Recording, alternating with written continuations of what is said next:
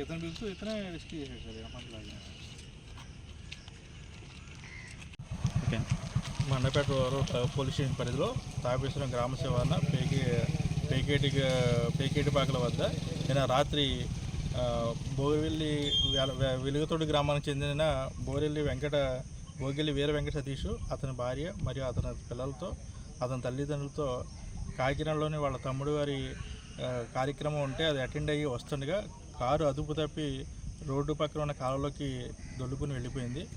ఈ ప్రమాదంలో కారు నడుపుతున్నటువంటి బోగిరెల్లి వీర వెంకట సతీష్ అలాగే అతని భార్య కిరణ్మయ్య ఇద్దరు ఘటనా స్థలంలో చనిపోవడం జరిగింది.